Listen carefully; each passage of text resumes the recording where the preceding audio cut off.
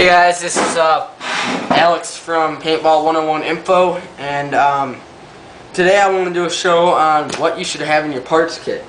But first off, I want to give a shout out to O-Ring Monkey. If you go to their website, you can actually print out a copy of this. It's basically all the O-ring sizes you will need for paintball. This is really nice to have in case, like if you have the SLG and you're starting to get bolt stick. That way you don't mix up your 016 with something like an 015 or an 017 or possibly an 018, which it possibly could look like. So this is really nice for even for techs. I mean, if you don't have like one of these tech mats that have the O-ring sizes on it, it's a portable version of it. So it's just really always nice to have. I printed out 2 of them, but like I said, they're free at oringmonkey.com. I think there's an option where you can pay and they'll send you one that's laminated, but I don't need that. So let's go over parts kit. This is basically a fishing tackle box. I put paper over it. Parts kit 2010 Pro SLG Basic, I wrote on it. I took out stickers that I had left over and slapped them on there. Inside I basically just have my key to where everything's at. Here's the O-Ring Monkey. Always nice to have that, definitely. Then, one thing you're going to want to include in your parts kit is your manual. Definitely for if you have an LED display type gun, like the SLG, for the modes. For instance, I know the sequence can be easy and green 1 to 20, and that's obvious, but for balls per second, if you want to do that, I always have mine at 18, which is 12.5, and I have it highlighted in silver. That way I know where it's at, but whatever. So, manual, definitely a good thing to have. I decided to put a key on here. It took 2 extra seconds, and it makes it look a little bit nicer. So let's start over here and go over. This is the fishing tackle box, obviously. It's one of my brothers. So, in this one, you want lube. Any type of lube or stuff would work in your parts kit. I like Smart Parts Sleek. It's very thick, and it's really easy to use. The only bad thing is it smells bad, but I'm used to this dye Slick, which actually has a minty smell to it. I don't really care, but I know some people do. The Slick is a nice one if you have kind of like a poppet valve and your O-rings are starting to get old, or you run out of oil. It's a very thin lube, whereas the Sleek is a very thick lube, so it likes to stay on the spoolies. Right here I have my blue Loctite. This is great for fittings, or if you have a screw that keeps coming out. I know on my 98 Custom, the screw holding the drop forward in likes to come out because I modded that in.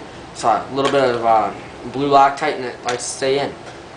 Do not get red Loctite. That's a huge mistake that I know someone will make. Red Loctite is used in plumbing, and it needs a blowtorch to get it off. So do not use red Loctite, only blue Loctite. Over here I have some spare screws to the rail. This is a secondary rail. Not really fond of this rail because it uses a ball, which is lost. A ball to hold to lock the ASA in place. And when you screw it in, what'll happen is it'll either strip through that metal ball, or it'll raise up over the ball and actually get like stuck. So that's not always a good thing to have. Over here I got my tools. I got a Phillips screwdriver so that I can take apart my hopper if anything happens. I got just a couple Q-tips. I don't need much. I'm not going to be doing much cleaning on the field. Half one for the eyes. Got my multi-tool. This is really nice to have, like if you need to cut anything off, you know, you got that. You need to pull something out, you got the pliers. Really, really nice to have.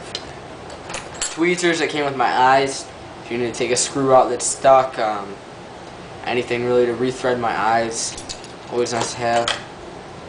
And here is a 3/8 and a 7/16 wrench, which will fit on the fittings. Let's see what size fittings these are. I think they're 7/16. Nope. Okay, yeah. So they're 7/16. In case I need to put a new fitting on, I got my wrench here. But one thing is to mention for the straight fittings, you can actually fit an Allen key. There it is, that one right there. This is actually got a slot that you can put an Allen key into, and you can twist it on with an Allen key. So that's just a quick little nice tip. And I got 4 different O-ring picks here. This is kind of like a C type. This is more of a straight type. Here is kind of a hook. And here's another straight. I found these in my junk drawer.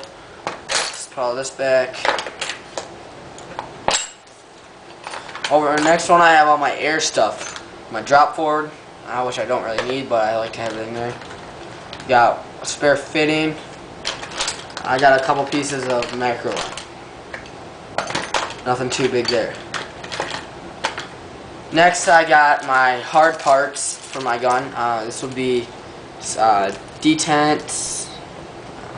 Yeah, detents, and my back bumpers and reg seats and screws. So there's eye plate covers in here. Just my hard parts, so that way if I need to get to my O-rings, I don't have to risk losing any screws. In here, basically, Allen rings, Allen keys. Here's a tank shimmy. This should be over there. It's a shim for the reg, but Allen keys, nothing too special. Oops. In here, I have my spare tank O-rings. Sorry, my mom called. She needs my help. Just spare tank O-rings. Let's try to make this quick. Here I got my Ninja low pressure adjuster. Mom, hold on, I know. And here I got my